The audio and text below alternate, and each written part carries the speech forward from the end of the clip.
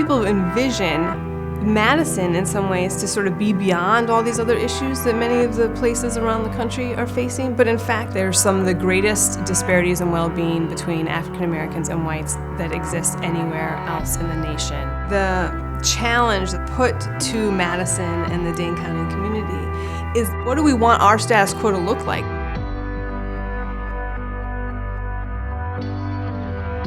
The Urban League's footprint is huge, dealing with the problems of lack of wealth and lack of resources.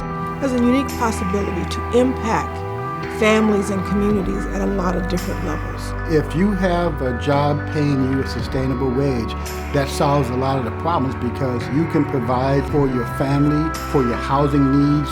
There's so much that you can do in terms of having your own independence and having independence for a family.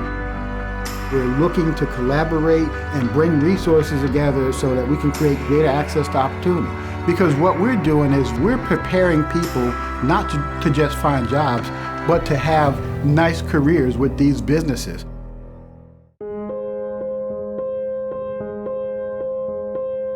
When I first started coming to the Urban League, I was employable, but not as employable, to be honest. I had a few certificates, a little high school diploma. It wasn't nothing major. Now I have a medical receptionist certificate.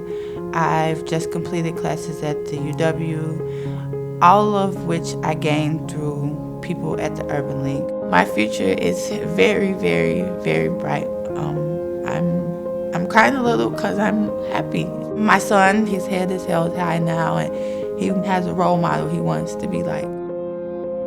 I was out of work because of the housing crash, and construction was like non-existent. No cash. I barely had a place to live. My home was in foreclosure. One of my kids asked for a pair of shoes. I had no idea of where I was going to get the money. I knew nothing about medical terminology or anything of the sort, but the instructors, the family at the Urban League gave me all the help I needed to be successful within this program. Nick has helped us by being part of our Service Excellence Committee. He was chosen to participate in the development of the mission, vision, values of the Meritor Medical Group. We are very lucky to have him on our team.